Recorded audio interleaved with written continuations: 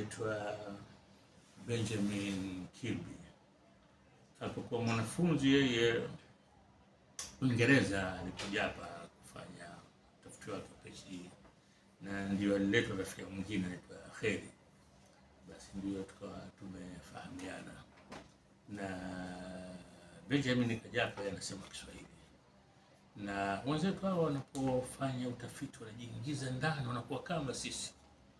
Na akawa ni mtu anakaa mtaani Victoria, wakati ule alipanga nyumba pale, akawa kitu mwingine anapita pale Saigon, Nairobi na Ngombe na Victoria kuzungumza na watu. Wewe mzungu wewe, unatutaka nini sisi? Na tujize alivyokuja hapa akaniambia, Mohamed, sasa hivi mimi nasomesha Bayreuth University ya Ujerumani. Tena pale bwana ananieleza, anasema maktaba kuna makala zako nyingi ulizokuwa unaandika katika magazeti ya New African na Africa Events. Basi katika baadhi ambayo ameniletea kuna makala moja kidogo imenivutia kwa sababu inamuhusu mzee wangu Joseph Kasela Bantu. Joseph Kasela Bantu ni katika wanasiasa ambao kidogo wamepata shida nchini hapa wakati wa Mwalimu.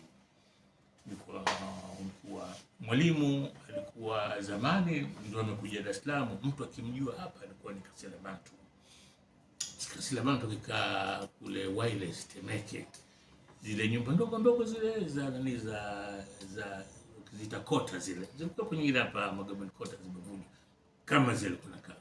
Kwa hiyo Mwalimu alikuwa akija mjini hapa anafikia mwenyeji wake ni Kasela Bantu, na Mwalimu mwenyewe ametuambia kwa Kasela Bantu ndio alimjulisha kwa Abu Sasi, alichukua mguu kwa mguu mpaka nyumbani kwake pale Sikukuu Nagre, ndio akafanyana.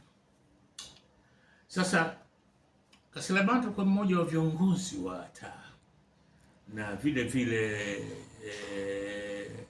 alikuwa mstari mbele wakati wa kupigania uhuru na tano.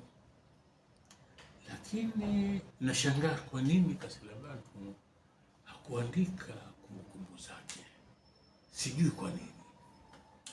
Sasa nikupe kisa kimoja cha picha ya waasisi wa tano. Huyu rafiki yangu Benjamin kaniletea makala ambayo ndani kuna makala yangu nimeandika kuhusu picha mbili za waasisi wa tano. Bahati mbaya na sijui kwa nini editor wa New African Amvavesi ile makala yeye makala ambayo niliandika mimi, lakini sikuweka jina langu kwa tu lakini ndo makala pekee ambayo mimi sikuweka jina. Baada ya pale nikatenda andika ambayo kaandika forged photograph. Kidogo mimi imenisikitisha kwa nini ameita ile ni forged, kwa sababu Kasela Bantu alichukua picha yake, alipiga picha ndogo akawapa idara ya picha ya photograph pale Chuo Kikuu cha Dar es Salaam, wakaingiza ile picha yake katika ile picha ya waasisi wa tano kati ya Abdul Wahid Saksi na Dosa Aziz, pale akaichomeka.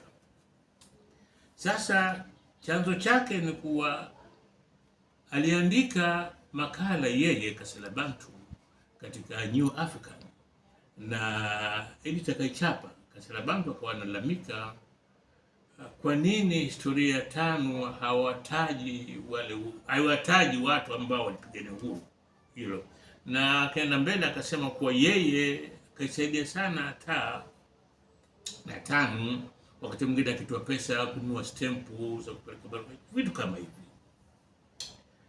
Sasa mimi nikaijibu ile makala yake na ukachapwa. Sasa ndio nikaweka hizi picha mbili zikawekwa pale kwenye makala ambayo kichwa cha makala nasema now you see him, now you don't. Picha moja inaonyesha ndio hiyo ambayo ilitiwa mkono, ambayo ndio sijui kwa nini mhariri Kaisa akaita ni forged. Wala si mimi, kwa ufikra yangu hakuwa mzee Kasela Bantu ni ya kuforge ile picha, lakini nataka kuonyesha kuwa na yeye alikuwepo. Na hii bila shaka inatokana na ule uchungu kuwa watu wakisema picha ya waasisi watano, yeye picha sura yake haionekane, lakini jina liko pale kwa ni katika watu wale 17 au 16.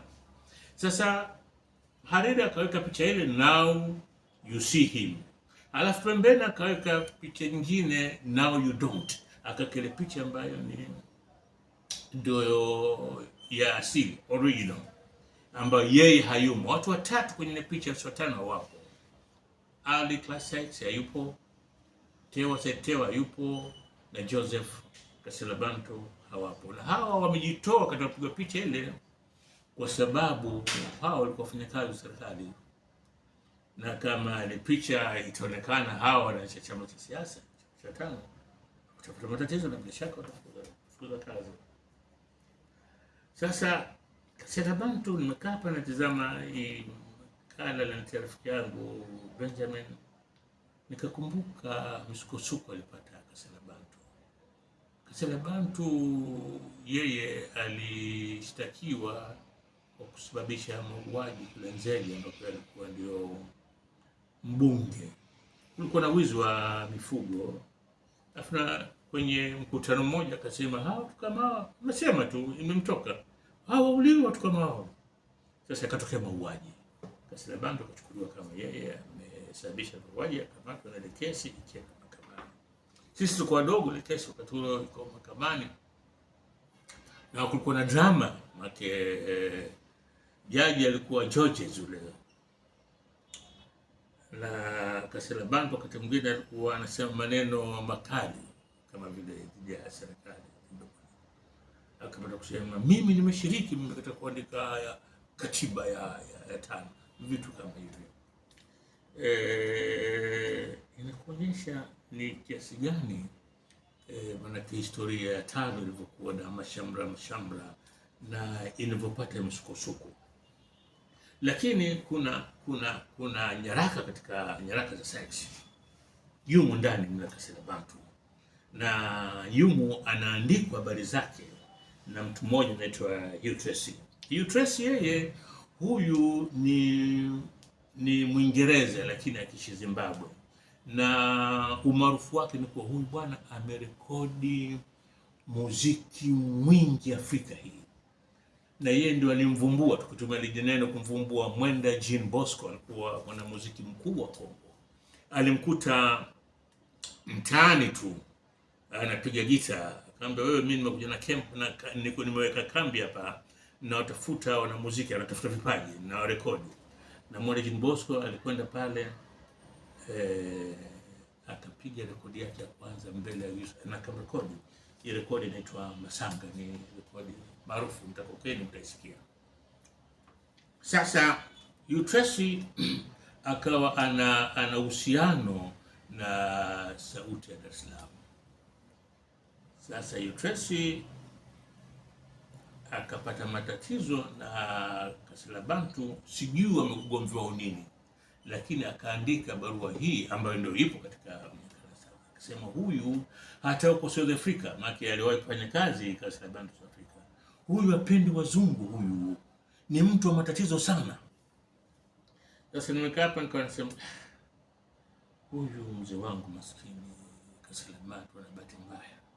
Sasa katika gazeti lile kuna mtu akiakweka jina lake akaandika makala naita The Misery of Missing Bantu, yani kitendawili cha Bantu kutokuonekana katika ile picha ya waasisi wa tano. Sasa nimekaa hapa nasema haya magazeti zamani na haya mambo, makala mimi nimeandika sasa inafika miongo minne. Ukiyatizama inakukumbusha mbali, na namshukuru rafiki yangu Benjamin Kilby kuwa katika makala zangu ambazo nimeandika zamani katika magazeti ya Uingereza London pale, wakaiona hii na akaona bora nipatie nitizame, nijikumbushe. Basi hivi ndivyo nilivyokumbuka mzee wangu Kasela baba.